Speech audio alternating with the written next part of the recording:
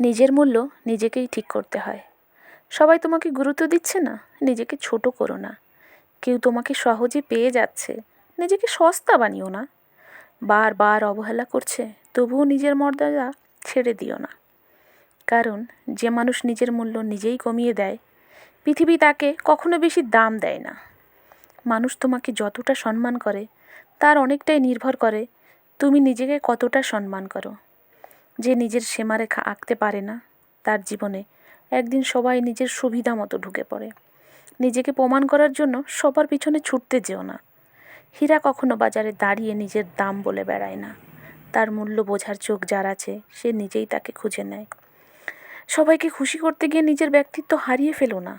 কারণ মানুষ ত্যাগটাকে যতটা মনে রাখে, তার চেয়েও দ্রুত অভ্যাস বানিয়ে ফেলে।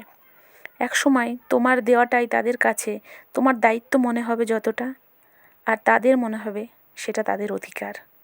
যেদিন তুমি নিজের মূল্য নিজেই ঠিক করবে, সেদিন থেকেই মানুষের আচরণ বদলাতে শুরু করবে।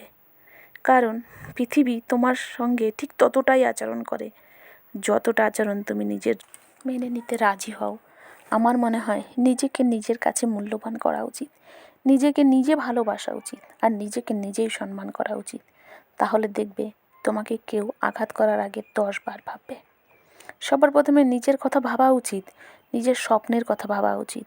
তা না হলে আজ যাদের জন্য নিজের শখ, পছন্দ, স্বাচ্ছন্দ্য সব কিছু বিসর্জন করছো, তারাই একদিন বলবে, কে বলেছিল তোকে এসব করতে? হ্যাঁ, আমি আমার হাজব্যান্ডকে মাঝে মাঝে এই কথাগুলো বলি। আর এই কথাগুলো তোমাদের সঙ্গে শেয়ার করতে আমি একটুও লজ্জাবোধ করছি না। কারণ আমি চাই না আমার হাজব্যান্ড আর কারো কাছে কোনোভাবে কোনো রকম আঘাত পাক। তাকে আঘাত করার পরে একবারও চিন্তা করে না সে কতটা কষ্ট পেয়েছে, কি কষ্ট পাচ্ছে।